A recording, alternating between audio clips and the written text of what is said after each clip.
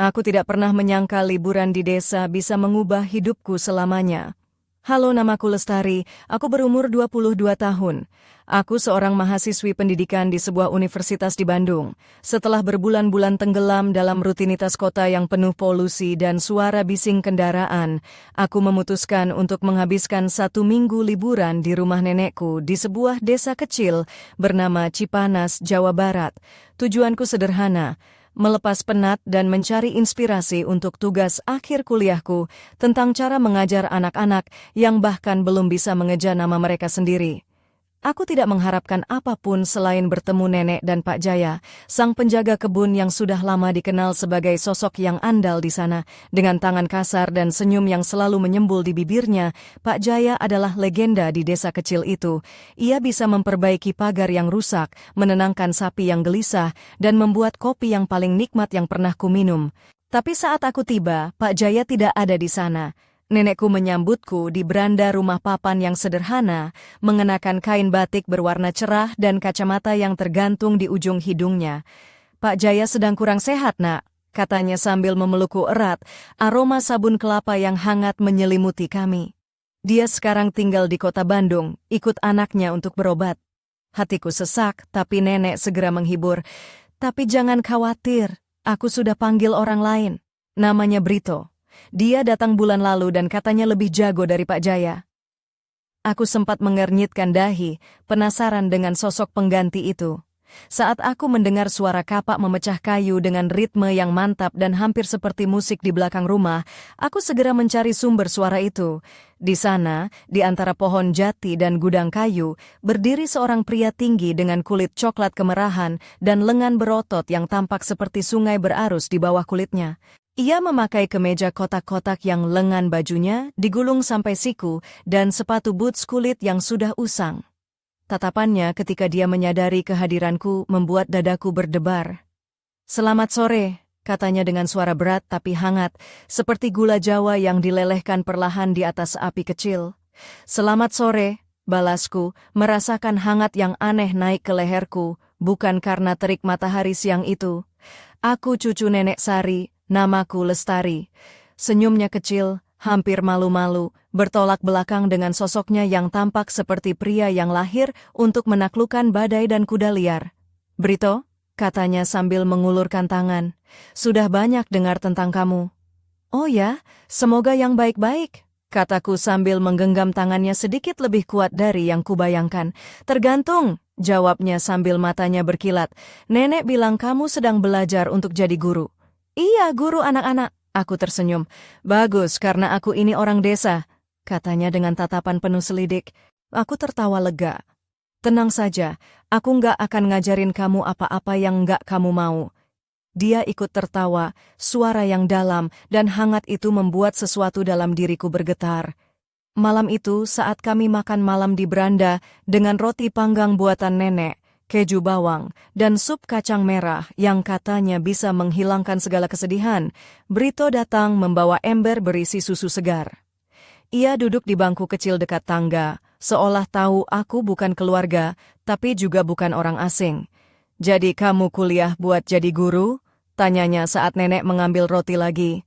"Supaya jadi guru yang baik," jawabku sambil menabur gula ke dalam susu dan mengaduknya perlahan. "Guru yang baik itu yang bikin anak-anak pengen balik sekolah besoknya," katanya tanpa menatapku, seolah bicara tentang sesuatu yang sangat ia pahami. Aku terkejut. "Kamu suka anak-anak ya?" "Suka yang sabar ngajarin," katanya sambil akhirnya menatapku. "Dan kamu punya mata yang dengar sebelum bicara." Aku hanya bisa tersenyum pelan, membiarkan angin malam membawa momen itu pergi, terlalu berharga untuk diungkap kata-kata. Hari-hari berikutnya di Cipanas terasa begitu berbeda dari kebisingan kota yang aku tinggalkan. Brito sibuk dengan pekerjaannya. Ia merawat pagar-pagar kebun, menggembalakan sapi, dan mengurus kebun sayur yang terletak di belakang rumah nenek. Aku menemukan alasan untuk selalu berada di dekatnya, entah itu untuk membantu menyiram tanaman atau sekadar duduk di bawah pohon nangka sambil membaca buku.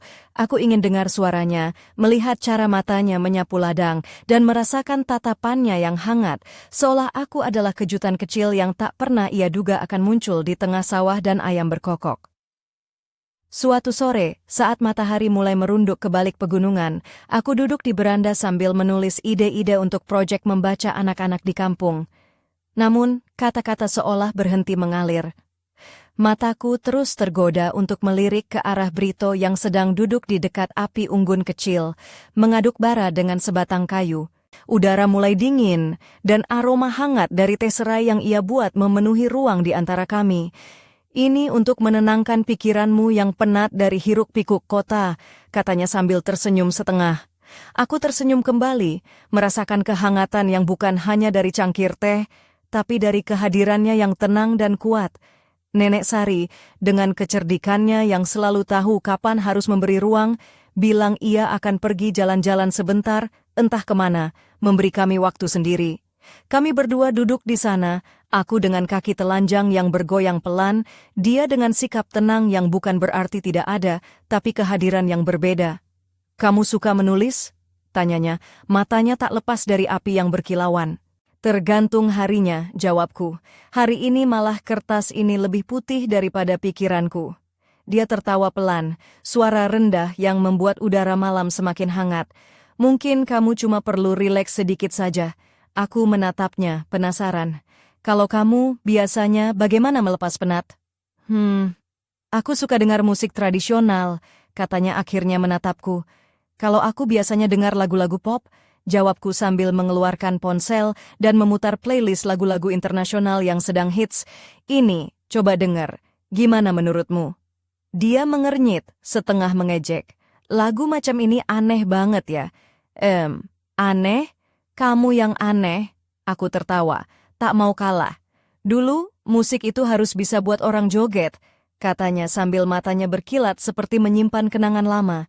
"Aku juga bisa joget loh." Aku menantang sambil berdiri dari bangku, mencoba menggerakkan tubuhku mengikuti irama lagu yang mengalun lembut.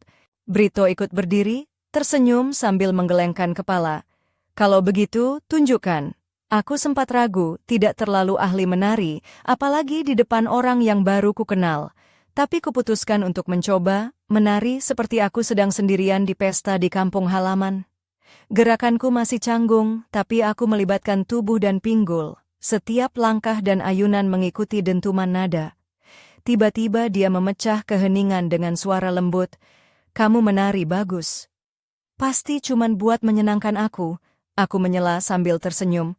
"Enggak kok, aku serius," katanya, lalu meraih tanganku dengan hangat dan mantap. "Ayo, aku ajari kamu menari yang lebih desa." Aku ragu sebentar, tapi lalu membiarkan dia menarikku ke tengah beranda, di bawah sinar bulan yang temaram dan cahaya api unggun yang menari-nari di dinding kayu. Musik dari ponsel masih terdengar, lagu pop lembut yang anehnya terasa pas untuk kami. "Begini," katanya malu-malu saat aku meletakkan tangan di bahunya dan membimbingnya mengikuti langkah sederhana, hampir seperti wals yang kami buat sendiri. "Jangan injak kakiku ya, kalau aku diinjak aku bakal gendong kamu nanti." "Kompromi," aku berbisik dan tersenyum. Malam itu, kami menari.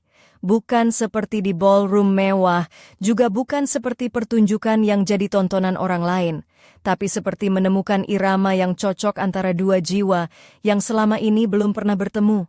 Brito dengan gerakan kasar tapi penuh pesona, tubuhnya seolah tahu apa yang hatinya rahasiakan. Perlahan, jarak antara kami menyusut, lengannya melingkari pinggangku dengan kelembutan yang membuatku terdiam. Wajah kami begitu dekat, suara musik menghilang, digantikan oleh detak jantung yang berlari cepat dan udara penuh janji yang tak terucapkan. "Kamu luar biasa," bisiknya, menatap mataku dengan takjub. "Baru kali ini ada yang bilang begitu." Aku menjawab dengan senyum kecil yang gemetar. Orang-orang mungkin tidak tahu cara melihat, pikirku. Kami diam beberapa saat, berdiri di sana, tak bergerak tapi juga tidak beku. Detak jantung kami lebih kencang dari lagu yang berakhir.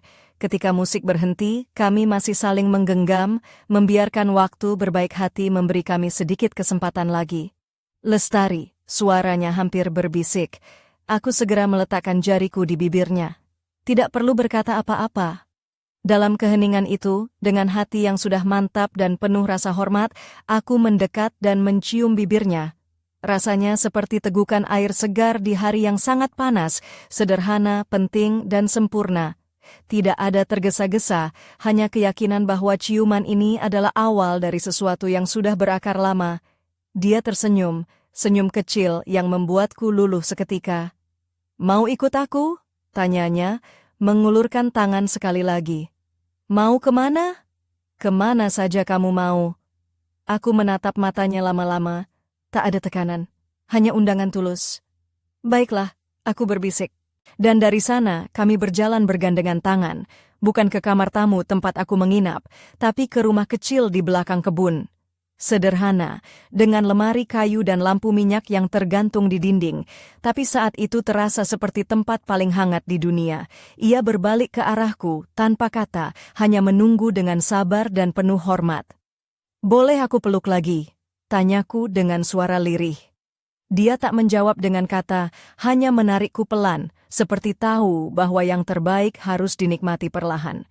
Di antara kasih sayang yang berbicara lebih dari 1000 kata, kami menemukan satu sama lain, dengan kebenaran dan kepastian. Kami belajar tentang diri kami, dalam diam dan tatapan yang berkata, "Tetaplah di sini." Lampu minyak memancarkan bayangan lembut di dinding kayu, angin malam berbisik di antara daun jati dengan tenang, seperti daun yang mengakhiri musim gugur, perlahan dan alami, seperti membaca kisah lama yang ingin diulang kembali. Seolah waktu melipat hanya untuk kami berdua. Dia memelukku erat, pelindung tanpa akhir, seperti aku rapuh tapi bukan lemah. Dan sebenarnya, kekuatan lembut itu yang membuatku merasa aman. Tak ada kata yang terbuang sia-sia, hanya ada dua hati yang berdetak seirama. Kemudian dia berkata, "Kamu akan pulang segera, aku akan merindukanmu." "Aku juga," jawabku tanpa berbalik, menggenggam tangannya erat. "Tapi ini bukan perpisahan." "Bukan," dia setuju. "Bukan." Kami diam cukup lama, dunia di luar terus berputar, jangkrik bernyanyi, pohon bergoyang, sungai mengalir.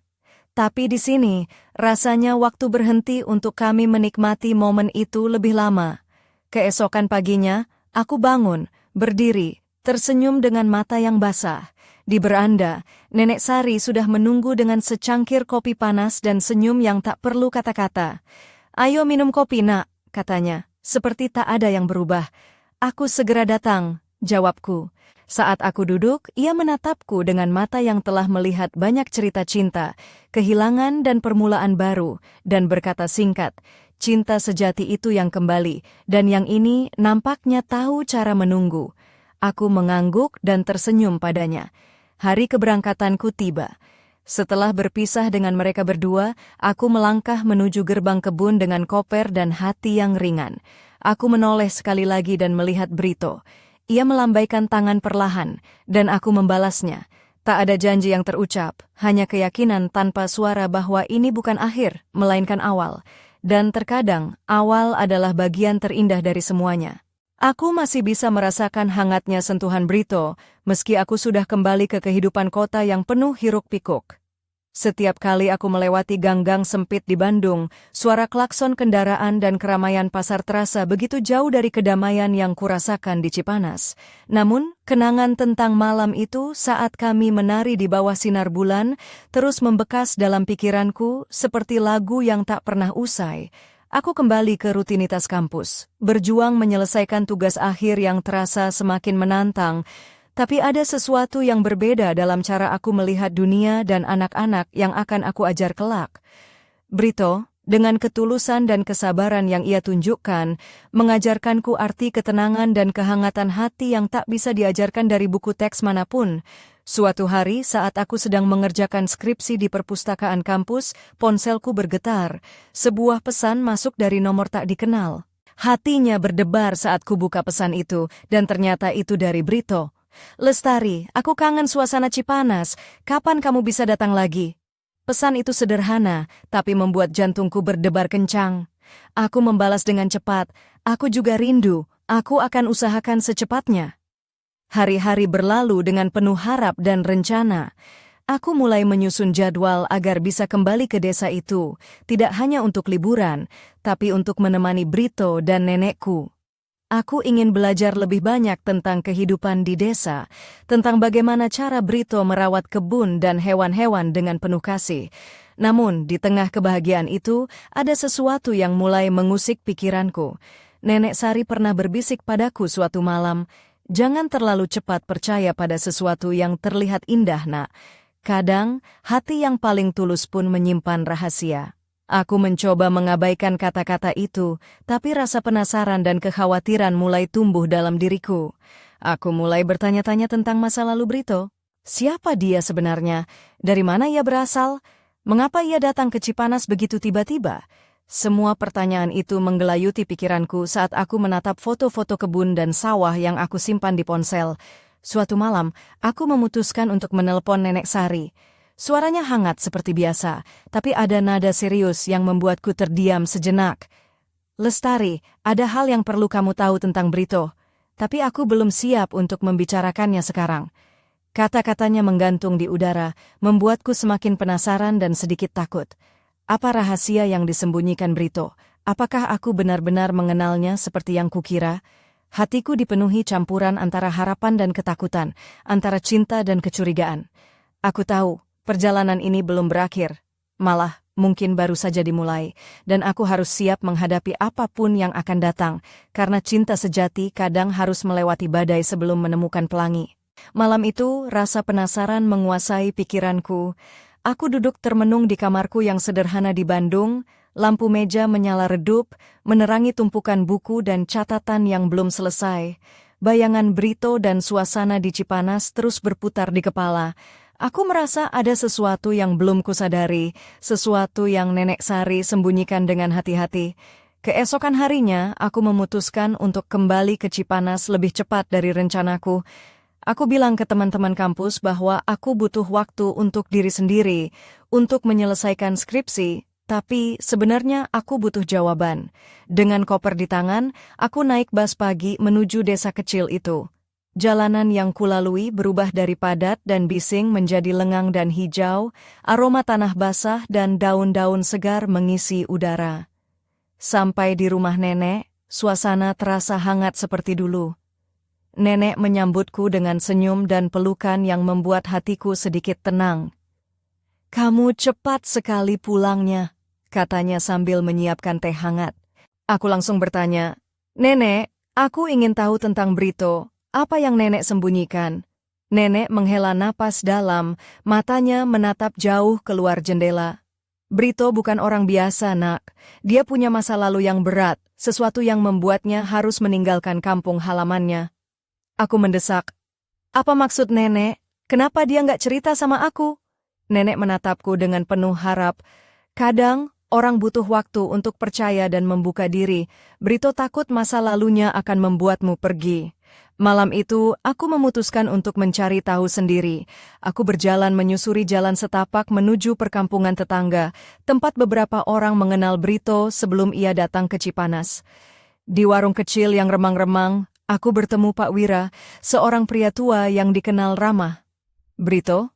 "Ya, aku tahu dia. Tapi itu cerita lama, Nak." Aku mendesak, "Boleh aku tahu?" Pak Wira mengangguk pelan. Dulu dia tinggal di desa lain, di ujung Jawa Barat. Ada masalah keluarga yang membuat dia harus pergi.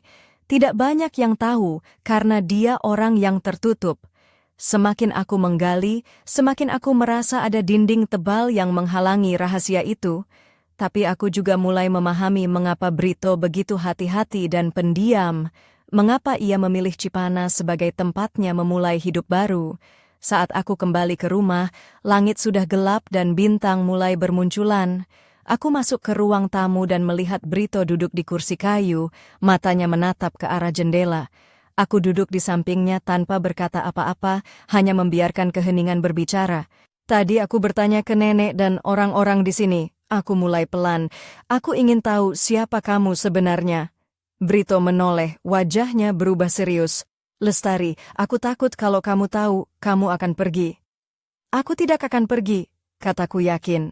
"Aku di sini bukan hanya karena kamu, tapi karena aku ingin mengenalmu dengan segala kelebihan dan kekuranganmu."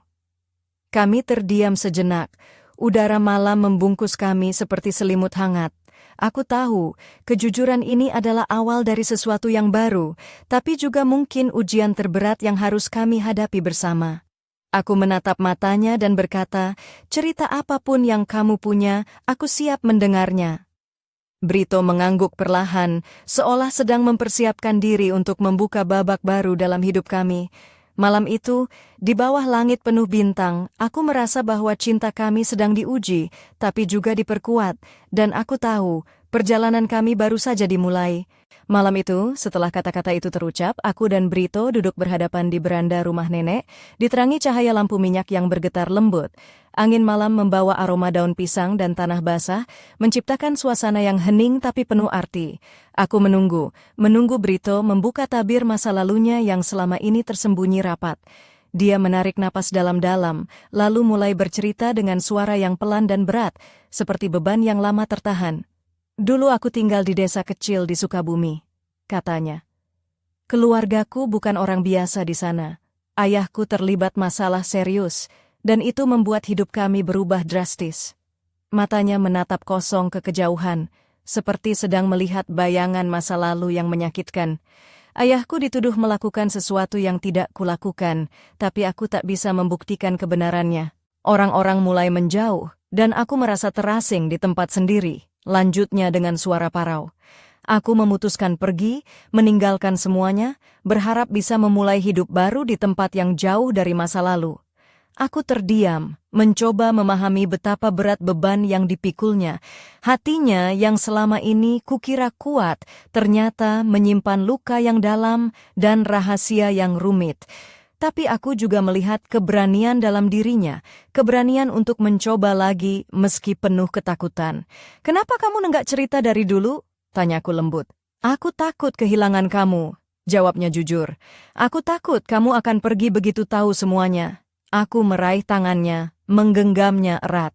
"Aku di sini bukan karena masa lalumu, Brito. Aku di sini karena kamu, orang yang aku kenal dan yang aku percaya." Kami berbicara sampai larut malam, menyingkap lapisan demi lapisan yang selama ini tersembunyi. Aku tahu, hubungan kami kini bukan hanya soal perasaan, tapi juga soal kepercayaan dan keberanian menghadapi masa lalu bersama. Hari-hari selanjutnya, aku melihat Brito berubah. Ia lebih terbuka, lebih ringan dalam senyum dan langkahnya. Aku pun merasa semakin dekat dengannya, seperti kami benar-benar menjadi dua bagian yang saling melengkapi. Namun, di balik semua itu, aku merasakan ada sesuatu yang belum sepenuhnya terbuka. Ada rahasia lain yang tersembunyi, sesuatu yang belum Brito ceritakan, sesuatu yang membuat hatiku berdebar dan penuh tanda tanya. Suatu sore, saat kami duduk di bawah pohon mangga sambil menikmati teh hangat, Brito tiba-tiba berhenti bicara dan menatapku dengan serius. "Ada satu hal lagi, Lestari, satu hal yang aku belum berani bilang." Hatiku berdegup kencang, penuh penasaran tapi juga takut. "Apa itu?" tanyaku pelan. Brito menghela napas, menatap ke ujung jalan setapak yang berkelok-kelok di depan kami. Aku takut ini akan mengubah segalanya. Aku menggenggam tangannya lebih erat, siap menghadapi apapun yang akan dia katakan. Karena aku tahu, cinta sejati itu bukan hanya tentang kebahagiaan, tapi juga tentang keberanian menerima segala sisi seseorang. Malam itu, kami berdiri di ambang sebuah babak baru, penuh harapan dan ketidakpastian, dan aku tahu, apapun yang terjadi, aku tidak akan mundur dari cerita yang sedang kami tulis bersama. Aku terdiam sejenak, mencoba menenangkan detak jantung yang tiba-tiba berlari kencang. Rasa penasaran dan ketakutan bercampur jadi satu, memenuhi ruang di antara kami yang sunyi. Aku menggenggam tangan Brito lebih erat, memberi sinyal bahwa aku siap mendengar apapun yang akan dia katakan, meskipun hatiku sudah dibayangi kegelisahan. "Lestari," suaranya serak. "Ada sesuatu yang selama ini aku sembunyikan dari semua orang, bahkan nenek. Aku bukan hanya datang ke Cipanas untuk melarikan diri dari masa lalu keluargaku." Dia menunduk, menarik napas dalam, dan akhirnya mengangkat wajahnya ke arahku dengan mata yang penuh beban. "Aku juga punya alasan lain yang lebih dalam, yang bisa saja membuatmu menjauh dariku. Aku merasa dadaku sesak, tapi aku tahu aku harus tetap kuat." "Apa itu, Brito? Kamu bisa percaya padaku?" Kata-kataku penuh keyakinan, meskipun aku sendiri belum tahu apa yang akan aku hadapi. Dia menelan ludah dan melanjutkan, ada sebuah nama yang selalu menghantuiku. Nama itu adalah Darmawan. Seketika aku merasakan dingin merayapi punggungku, seolah kata itu membawa beban berat yang tak terlihat. Darmawan adalah saudara iparku, dan dia bukan orang baik. Dia adalah alasan aku harus meninggalkan desa lama, karena masalah yang dia buat tidak hanya merusak keluargaku, tapi juga mengancam keselamatanku. Aku mengerutkan dahi, mencoba mencerna kata-katanya. Apa yang dia lakukan? Kenapa dia begitu berbahaya? Aku bertanya dengan suara yang bergetar sedikit. Darmawan. Dia terlibat dalam bisnis gelap yang melibatkan banyak orang berbahaya. Banyak yang takut padanya, termasuk keluargaku. Aku menolak terlibat, jadi aku menjadi target. Matanya menatap lurus ke arahku, menunggu reaksi. Hatiku berdebar lebih kencang dari sebelumnya. Aku membayangkan sosok pria yang mungkin memiliki wajah dingin dan niat jahat, bayangan yang jauh dari pria lembut dan penuh perhatian yang kukenal selama ini. Kenapa kamu tidak bilang dari dulu? Aku bertanya pelan. Karena aku takut kehilanganmu, jawabnya dengan nada penuh penyesalan. Aku ingin melindungimu dari bahaya itu. Aku terdiam, mencoba menetralisir gejolak emosi dalam diriku.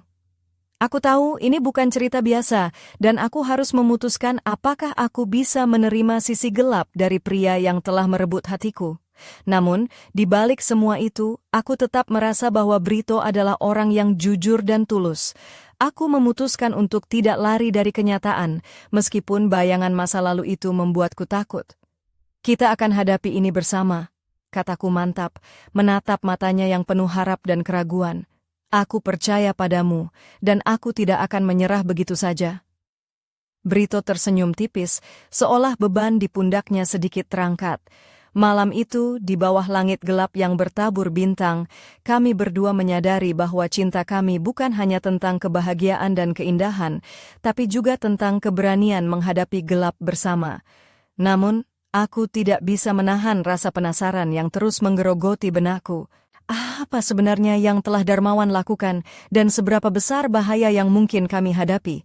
Pertanyaan itu menggantung di udara, menunggu waktu untuk terjawab. Aku tahu, ini bukan akhir, tapi justru awal dari babak yang lebih menegangkan dalam hidup kami. Malam itu, pikiran dan perasaanku seperti badai yang tak berujung. Bayangan Darmawan terus menghantui setiap sudut pikiranku, membuat jantungku berdegup tak karuan. Aku tahu cerita yang Brito bagi bukan sekadar masa lalu kelam biasa.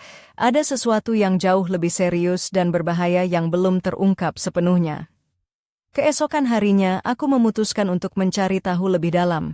Aku mengajak Brito ke warung kopi kecil di tepi jalan desa, tempat orang-orang sering berkumpul dan berbicara tentang kehidupan sehari-hari. Aku berharap dari sana aku bisa mendapatkan secercah informasi tentang Darmawan, sosok misterius yang kini menjadi bayang-bayang dalam hubungan kami. Dengan hati-hati, aku mulai bertanya pada beberapa orang yang kukenal, apakah kalian pernah dengar tentang Darmawan? Apa yang terjadi sebenarnya? Aku mencoba terdengar santai, tapi dalam hatiku ada ketegangan yang sulit disembunyikan. Seorang lelaki paruh baya yang sedang duduk di meja sebelah menatapku dengan serius. Darmawan, jangan main-main dengan nama itu, Neng. Dia bukan orang biasa. Banyak yang bilang dia terlibat dalam kasus-kasus kriminal, terutama yang berhubungan dengan perjudian dan utang piutang gelap. Aku mencatat setiap kata yang keluar dari mulut lelaki itu, merasa semakin terperangkap dalam dunia yang tak pernah kubayangkan akan aku masuki. Tapi kenapa Brito berurusan dengan dia? Apa hubungannya dengan keluarganya? Tanyaku lebih dalam. Seorang wanita tua yang duduk tak jauh dari situ ikut nimbrung. Darmawan itu saudara ipar Brito, dan katanya dia suka membuat masalah. Sudah banyak orang yang kena akibat ulahnya.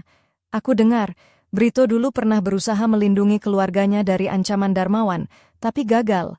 Informasi itu membuat dadaku sesak, seolah beban berat menumpuk di pundakku. Aku bertanya pada diri sendiri, apakah aku benar-benar siap menghadapi kenyataan ini? Setelah kami pulang, aku duduk bersama Brito di bawah pohon jati yang rindang. Aku menatap matanya, mencoba mencari keberanian untuk bertanya, Brito, apa yang sebenarnya terjadi dengan Darmawan? Apa yang dia lakukan sampai membuat hidup kalian berantakan? Brito menghela napas panjang, lalu membuka sedikit rahasia yang selama ini ditutupi. Darmawan pernah terlibat dalam aksi kekerasan, utang besar, dan bahkan pernah membuat beberapa orang hilang tanpa jejak. Keluargaku jadi sasaran karena menolak ikut dalam bisnis gelapnya. Aku terdiam, bayangan gelap itu semakin nyata. Tapi yang membuatku terkejut bukan hanya kisahnya, melainkan ketenangan yang Brito tunjukkan saat bercerita. Ia bukan hanya korban, tapi juga pejuang yang berani melawan masa lalunya. Tapi kenapa dia tidak pernah datang ke sini? Tanyaku. Dia tahu aku di sini, tapi aku percaya dia tidak akan berani menggangguku lagi, jawabnya dengan keyakinan yang samar. Namun, malam itu aku mendengar suara langkah kaki di luar rumah. Aku menoleh ke jendela dan melihat sosok pria bertubuh besar berdiri di bawah cahaya rembulan. Jantungku langsung berdegup kencang. "Apa itu Darmawan?" bisikku dalam hati. Aku berbalik ke Brito, yang juga menyadari kehadiran sosok itu. Ada ketegangan yang luar biasa memenuhi udara, dan aku tahu, malam ini bukan seperti malam-malam sebelumnya. Semua yang kubayangkan tentang bahaya kini menjadi nyata. Malam itu, hidup kami berubah selamanya. Suara langkah kaki yang terhenti di luar rumah itu membuat aku dan Brito saling berpandangan, napas kami memburu dalam keheningan malam. Dari jendela, aku melihat sosok pria bertubuh besar berdiri di bawah sinar rembulan yang pucat. Bayangan wajahnya samar, tapi aura dingin dan tajamnya tidak bisa disembunyikan. Hati kecilku berteriak, ini pasti Darmawan. Brito berdiri perlahan, matanya menatap ke arah pintu depan dengan waspada. "Dia tahu kita di sini," bisiknya pelan, suaranya tegang tapi penuh tekad. "Tapi aku nggak akan membiarkan dia mengganggumu." Aku merasakan adrenalin mengalir deras, campuran antara takut dan keberanian yang tiba-tiba muncul dari dalam diri. Aku menggenggam tangan Brito erat, seolah itu satu-satunya jangkar yang bisa menahan keguncangan hatiku. Pintu depan berderit pelan saat terdorong dan Darmawan muncul masuk dengan langkah tegap, wajahnya dipenuhi kemarahan yang hampir meledak. Dia mengenakan jaket kulit hitam lusuh dan sepatu bot yang berdebu, dengan sorot mata yang penuh ancaman. "Brito," suaranya dalam dan kasar, "kamu pikir kamu bisa lari dari aku?" Brito maju satu langkah, tubuhnya tegap dan siap menghadapi pertarungan. "Aku nggak lari, Darmawan. Aku di sini untuk membangun hidup baru, jauh dari kekacauan yang kamu buat." Darmawan tertawa sinis. "Kamu selalu sok kuat, tapi aku tahu ada yang kamu sembunyikan. Jangan kira aku nggak tahu tentang Lestari." Tatapannya beralih padaku, dingin dan menusuk. "Kamu pikir aku akan membiarkan dia masuk ke dalam hidup kita tanpa konsekuensi?" Aku merasa darahku membeku, tapi aku menahan diri untuk tidak mundur. "Aku bukan bagian dari masalahmu," kataku dengan suara yang lebih kuat dari yang kuharapkan. "Dan aku tidak akan biarkan kamu mengancam hidupku atau Brito." Ketegangan di ruangan itu meningkat seketika. Darmawan melangkah mendekat, nafasnya berhembus kasar di dekat wajahku. Aku bisa merasakan dinginnya ancaman yang nyata, tapi juga ada sesuatu dalam diriku yang menolak untuk takut. Brito mengangkat tangan pelan, memberi sinyal agar aku tetap tenang. "Darmawan, ini bukan jalan yang benar. Kamu bisa berhenti sekarang dan memperbaiki semuanya." Tapi Darmawan hanya membalas dengan tawa yang lebih keras. "Sudah terlambat, Brito. Aku akan pastikan kamu dan dia membayar semua yang kalian lakukan." Aku tahu saat itu bahwa kami tidak bisa menghindar dari konfrontasi yang telah lama membayangi. Malam itu, di bawah langit gelap Cipanas, pertarungan antara masa lalu dan masa depan kami mulai terjadi. Aku menatap Brito, melihat keberanian yang sama yang membuatku jatuh cinta, dan aku tahu, apapun yang terjadi, aku tidak akan sendiri menghadapi badai ini. Tapi aku juga tahu, ancaman Darmawan bukan hanya kata-kata kosong. Ini adalah awal dari peperangan yang akan menguji cinta dan keberanian kami, lebih dari yang pernah kami bayangkan. Ketegangan malam itu seperti bara api yang membakar setiap sudut ruang, membuat udara terasa berat dan penuh ancaman. Darmawan berdiri tegap di hadapan kami, wajahnya memancarkan kemarahan yang membara, seolah siap meledak kapan saja. Aku bisa merasakan detak jantungku begitu cepat, namun di balik rasa takut itu, ada tekad yang mulai tumbuh kuat dalam diriku. Brito tetap berdiri kokoh, sosoknya yang gagah dan penuh keberanian membuatku merasa sedikit lebih tenang. Tatapannya tidak melepas Darmawan sedetik pun, seolah menantang gelombang badai yang siap menerjang. Suaranya rendah tapi penuh wibawa. "Darmawan, sudah cukup, kamu harus berhenti sebelum semuanya terlambat."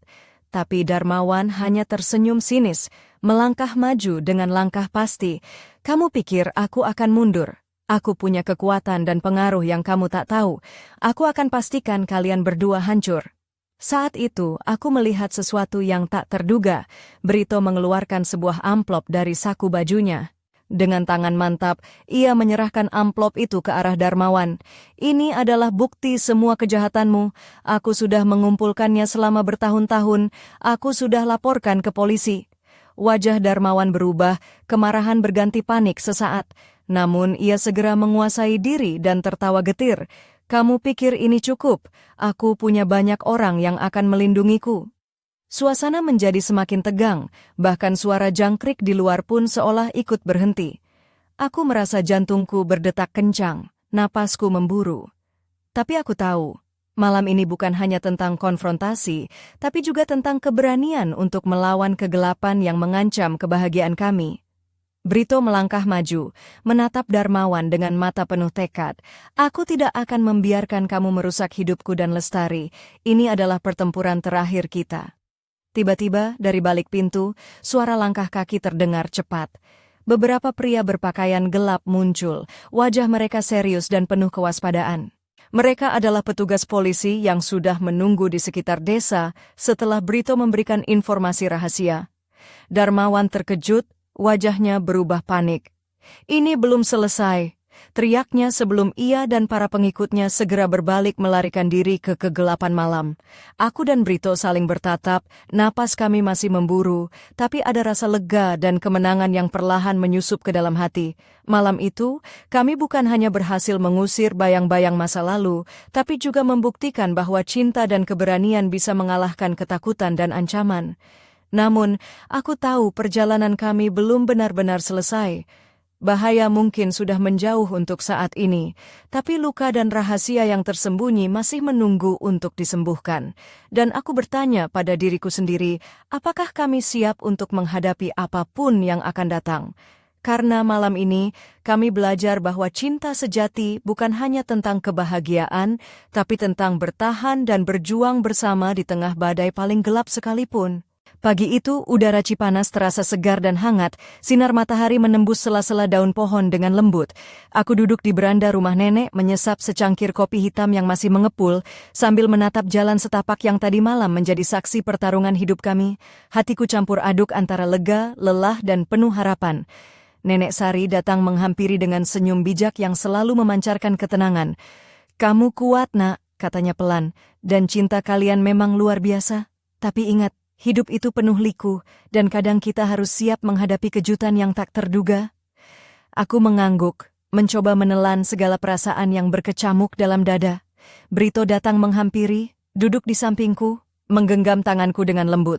Matanya penuh rasa syukur dan kehangatan yang membuatku merasa benar-benar aman. "Kita sudah melewati badai, tapi aku yakin masih banyak tantangan yang harus kita hadapi bersama," katanya dengan nada lembut. Aku tersenyum, merasakan getaran cinta yang semakin kuat di antara kami. Hari itu, aku tahu bahwa perjalanan kami baru saja dimulai. Cinta kami telah diuji, dan kami telah membuktikan bahwa bersama kami bisa menghadapi apapun. Tapi di balik kebahagiaan itu, ada misteri yang masih menggantung, tentang masa depan, tentang rahasia yang belum terungkap sepenuhnya, dan tentang janji yang belum kami ucapkan. Saat aku menatap ke kejauhan, aku bertanya-tanya, apa yang akan terjadi selanjutnya? Apakah Darmawan akan benar-benar pergi dari hidup kami? Ataukah bayang-bayang masa lalu itu akan kembali menghantui? Aku tahu satu hal pasti, aku tidak akan berjalan sendiri. Bersama Brito, aku siap menulis babak baru dalam hidup kami, penuh dengan cinta, keberanian, dan pengharapan. Dan mungkin suatu hari nanti aku akan berbagi kisah ini lagi. Kisah tentang bagaimana seorang gadis kota bertemu dengan pria desa dan bagaimana cinta mereka mampu menaklukkan segala badai. Tapi untuk sekarang, aku hanya ingin menikmati momen ini, menghirup udara segar Cipanas, dan merasakan bahwa kadang awal yang indah datang setelah gelap yang paling pekat. Karena dalam setiap akhir, selalu ada sebuah awal yang menunggu untuk ditemukan.